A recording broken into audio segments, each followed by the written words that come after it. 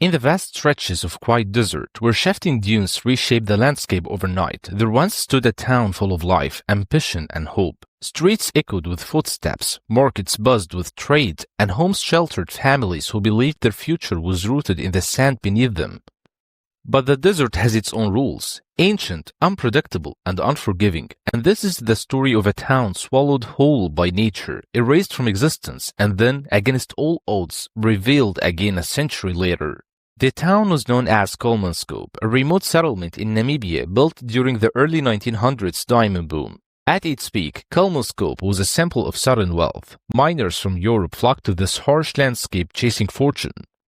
They built elegant homes, schools, a hospital, and even luxuries unheard of in most parts of the world at the time. A bowling alley, a casino, and a refrigeration powered by block ice chipped across oceans.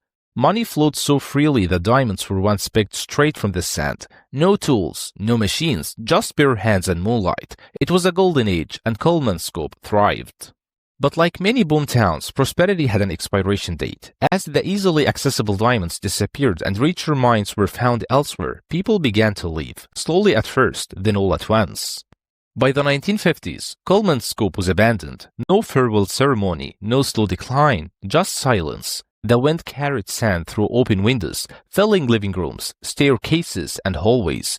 Roofs creaked under shifting dunes, and then inch by inch, the desert reclaimed everything humans had built. Within decades, the entire town was gone, buried, forgotten, and nearly erased from memory. For almost 100 years, Kulmanskop remained hidden beneath sand that moved like waves across the land. Yet, the desert doesn't just take, it transforms. The silence, the dry air, and the isolation preserved the abandoned buildings like artifacts trapped in time. And then, through shifting winds and natural erosion, something remarkable happened. The town began to resurface. Houses emerged like ghosts walking from sleep. Rooms filled with light again. Though still knee-deep in sand, it was as if the desert had chosen to return what it took, slowly, mysteriously, and incompletely.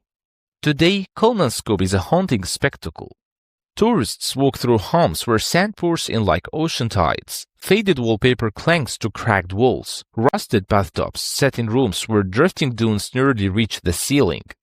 The town feels frozen between two worlds, not fully alive, but never truly dead. It stands as a reminder of impermanence, of nature's quiet power, and of how quickly human ambition can be overturned by time. The ruins of Kulmanskop tell a story far deeper than wealth or abandonment. They reveal a simple truth. Everything built by human hands is temporary. Nature waits patiently, moving at its own pace, until one day, with no warning, it takes everything back. Yet, sometimes, just sometimes, it gives something back too, not as it was, but as a memory, a lesson, and a ghost of the past. So when you look at Kulmanskop today, you are not just seeing a forgotten town, you are seeing a conversation between humanity and nature, suspended across a century, a place swallowed by sand, forgotten by time, and then revealed again, silent, fragile, and unforgettable.